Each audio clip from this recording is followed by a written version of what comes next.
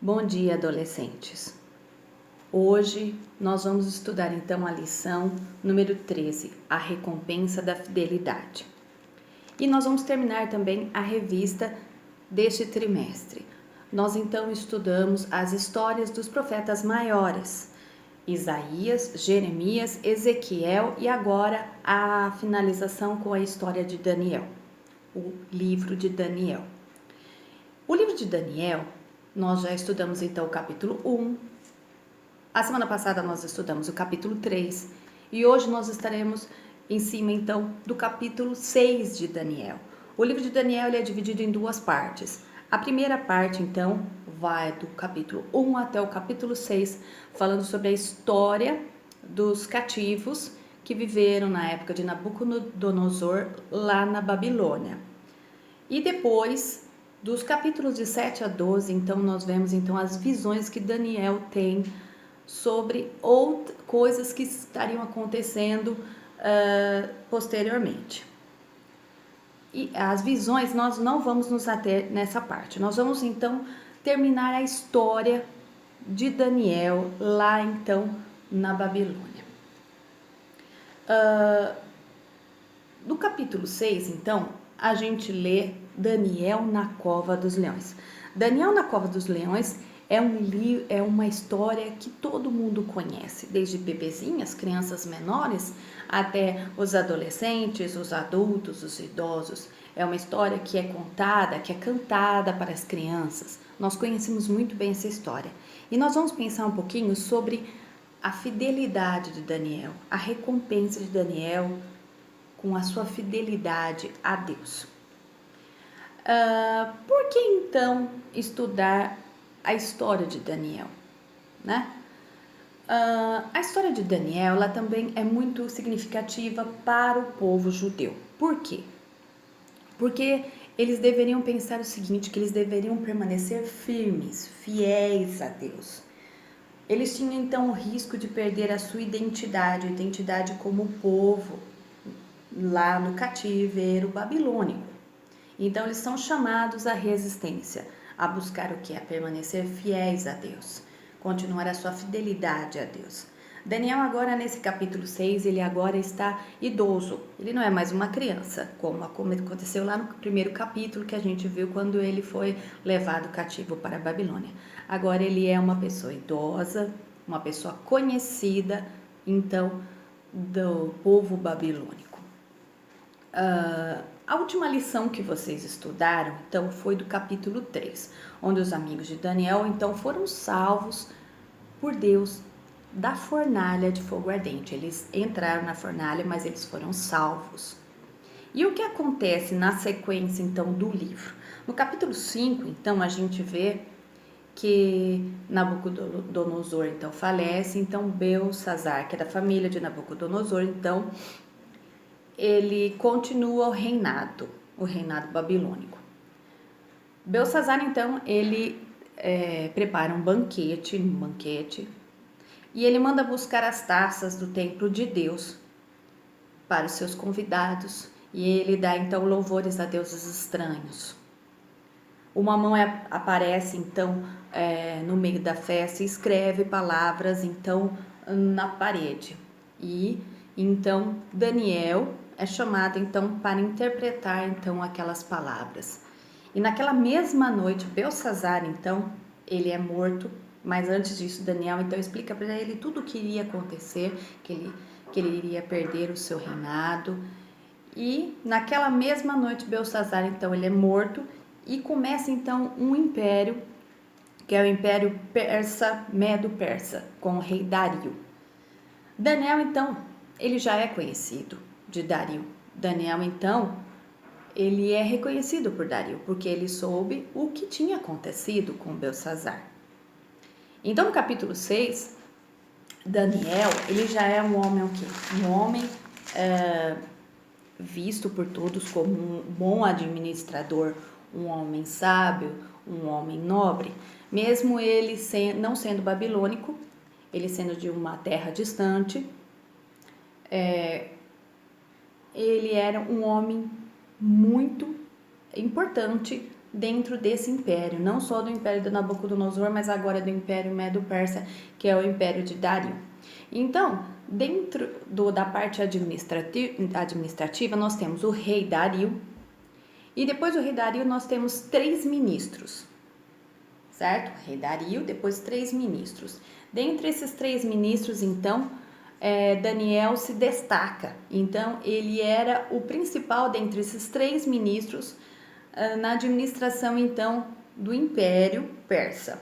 E depois desses 3 ministros, então, nós temos os 120 sátrapas, que eram os governadores, então, deste reino. Então, existia, então, uma administração. O rei, ele não governava sozinho, então ele dividia a administração com seus ministros e seus governantes, seus governadores. Então, Daniel, ele se destaca entre estes homens. Ele era sábio, ele era um bom administrador, ele era honesto, bom, ele não se corrompia, ele era reto, fiel, confiável. O rei Dario, ele sabia do valor que Daniel tinha. Fiel, fidelidade, o que é isso? Ser fiel, ser leal, ser constante, ter constância dos seus compromissos assumidos com alguém ou com algo. Estar sempre junto, ser leal, fiel. Ele era fiel. Mas o que acontece? Daniel então se destaca. Então ele cria então inimigos, homens invejosos que também eram administradores, que eles buscam então achar um motivo para acusar Daniel de mau administrador. Mas como? Qual seria a estratégia então para acusar um homem tão honesto, justo? A estratégia então foi procurar algo sobre sua fé em Deus. Eles não encontraram nada da vida de Daniel. Então, eles têm uma ideia, fazer um decreto que seria um jeito de destruí-lo. Olha só o decreto, que interessante. A gente vai ver então nos versículos de 6 a 9. Eu vou ler aqui na Bíblia. Então foram todos juntos falar com o rei e disseram: que o rei Dario viva para sempre. Todos nós que ocupamos posições de autoridade no reino, isto é, os ministros, os governadores, os prefeitos e as outras autoridades, nos reunimos e concordamos em pedir ao Senhor que dê uma ordem que não poderá ser desobedecida. Ordene que durante 30 dias todos façam seus pedidos somente ao Senhor, ao rei. Se durante esse tempo alguém fizer um pedido a qualquer deus ou a qualquer outro homem, essa pessoa será jogada na cova dos leões. Portanto, ó rei, dê a ordem e assine, a fim de que não possa ser anulada. De acordo com a lei dos medos e dos persas, essa ordem não poderá ser anulada. E o rei concordou, e ele assinou a ordem e mandou que fosse publicada. Então, o que acontecia? Quando um rei Medo-Persa, então, ele assinava então uma ordem, um decreto, ele não poderia ser anulado. Mas veja que Daniel não estava lá. Então, tudo isso é o quê? Um jeito político de fazer o quê? Uma armadilha para Daniel. No versículo 10, então, a gente percebe que Daniel soube, ele não foi convidado. Daniel soube, né, do decreto, e mesmo assim, ele o quê? Ele se encontrou com Deus no seu momento de oração, no seu momento devocional. Fala na Bíblia que ele abriu as janelas para que todos pudessem ver, porque todo mundo sabia, era o costume dele. Ele orava 3 vezes por dia. Ele voltava o seu rosto para Jerusalém e o quê? E orava a Deus. Então, eles não tinham que pegar da vida de Daniel. Então, eles usaram o quê? A fidelidade que ele tinha perante Deus. Nos versos de 11 a 18, nós vemos que parece que os inimigos triunfam em cima, né, de Daniel. O rei fica muito triste. O rei Dario, ele gostava muito de Daniel. E ele sabia que ele foi usado para prejudicá-lo, para prejudicar Daniel. Ele tentou de todas as maneiras, até o pôr do sol, até o final do dia, então, salvar a vida de Daniel. Então, nós vemos aqui a diferença, né? Uma diferença interessante, uma curiosidade. O rei Nabucodonosor, então, ele tinha uma maneira diferente de punir, então, os seus inimigos, diferente dos medos persas. Então, nós vamos ver um pouquinho sobre isso. A diferença, então, entre as punições. Seria uma curiosidade. Então, a curiosidade é a seguinte. O rei Nabucodonosor, então, ele assava os seus inimigos na fornalha ardente. Diferente, então, do reino persa, Dario. Ele, então, o que eles faziam? Eles tinham criações de leões bem fortes, e eles então alimentavam esses leões com seus inimigos, jogavam esses inimigos então para os leões devorá-los. Então é uma diferença bem grande então da maneira de como eles castigavam então os seus inimigos. Continuando então, no versículo 16, Dario, ele tinha a esperança que o Deus de Daniel o salvasse, né? Ele fala então no versículo 16. E no versículo 17, então, eles jogam Daniel na cova dos leões, e a gente percebe que Dario, ele não governava sozinho.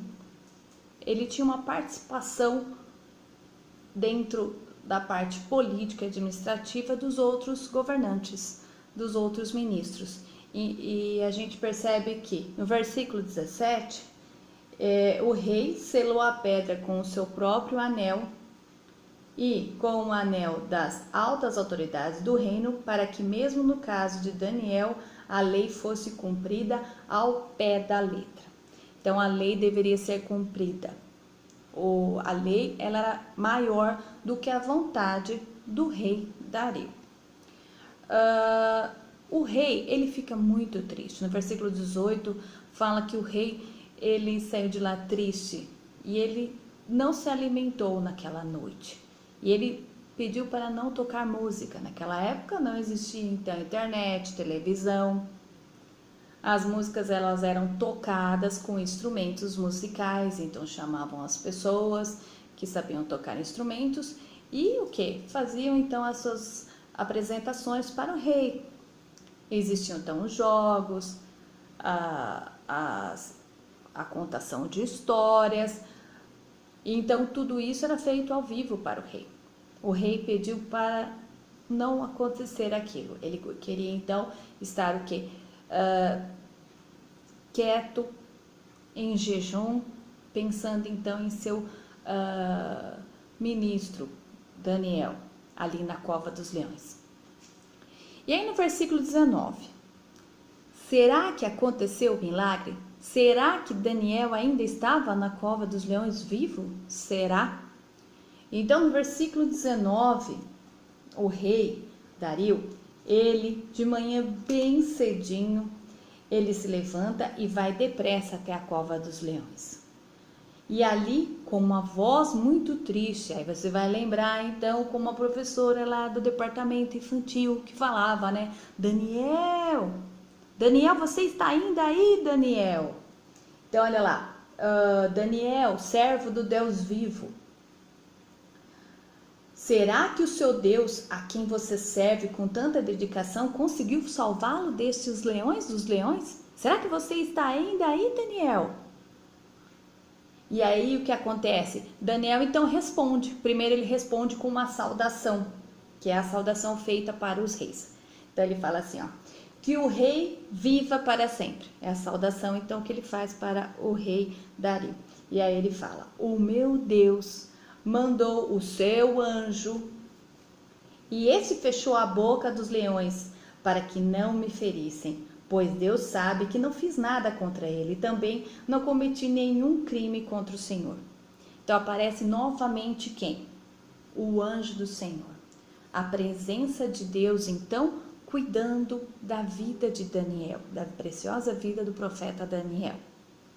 Então, este anjo é Deus, a presença de Deus. Essa presença de Deus, ela aparece um pouco antes, então, no livro de Daniel, lá na fornalha ardente, quando os amigos de Daniel, então, estão sendo provados na fornalha ardente. Então, aparece, então, o anjo do Senhor também com eles, lá cuidando dos amigos de Daniel dentro da fornalha ardente, o anjo do Senhor. E aí, aparece também o anjo do Senhor cuidando, então, do profeta Daniel. E qual é a reação do rei? A reação do rei está no versículo 23, onde ele está muito feliz. Ele está muito feliz pela vida de Daniel, por Daniel ser poupado. Então, o rei decreta a ordem para os traidores, os inimigos de Daniel, para eles serem jogados na cova dos leões, como punição. Então, não somente eles são jogados, mas eles, os filhos deles e as mulheres também. Por que isso? Porque era um costume antigo do Oriente. Então, toda a família então paga, tanto para o bem como para o mal. Então, todo o chefe então da família, dependendo daquilo que ele fez, então a família toda iria o quê? Receber a recompensa. Então, toda a família então é jogada, a família de todos os seus inimigos, eles são então jogados dentro da cova dos leões. Então, eles são devorados pelos leões.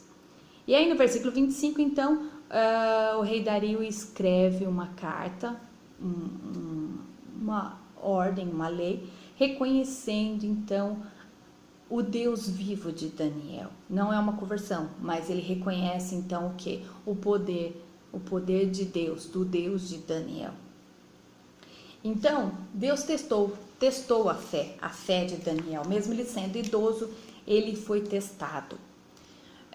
Existem outras ocasiões dentro da Bíblia em que as pessoas não foram poupadas como Daniel, e nem por isso eles deixaram de receber a sua recompensa, como João Batista, né? João Batista, ele não foi poupado.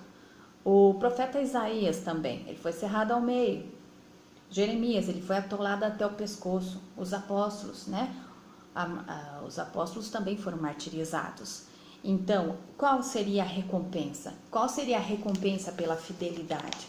A nossa recompensa, ela não está aqui. A nossa recompensa, o fim de tudo, vai ser quando nós estaremos habitando no céu com Jesus. Nós viveremos para sempre ao seu lado. Por isso que Jesus pagou um alto preço. Essa semana, então, é a semana da Páscoa. É a semana que nós relembramos a morte e a ressurreição de Jesus. Jesus pagou um alto preço na cruz por cada um de vocês, por nós cristãos. Então, pelas pessoas que vivem neste mundo.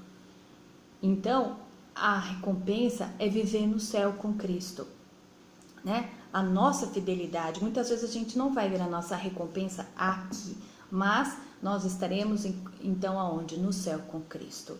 Essa é a nossa recompensa. Vale a pena ser fiel, né? Jesus pagou os nossos pecados lá na cruz, né? E o que ele quer de nós? Ele quer a nossa fidelidade. Ele quer o quê? A nossa vida dedicada a ele, tá? Devemos prosseguir firmes, assim como também Daniel prosseguiu firme até o fim. Você, adolescente, você que é um cristão, você deve então o quê? Se dedicar à leitura da palavra, se dedicar a uma vida de oração, uma vida de dedicação a Cristo. Todo dia, deixando então um tempo para ler a Bíblia, para meditação, para o quê? Um encontro com Deus. Esse encontro, esse diálogo com Deus, ele é necessário, essa vida de oração, assim como Daniel também, o quê? Vivia o quê? Uma vida de comunhão. 3 vezes ao dia, ele então tinha esse encontro com Deus. Então você também deve ter esse encontro com Deus.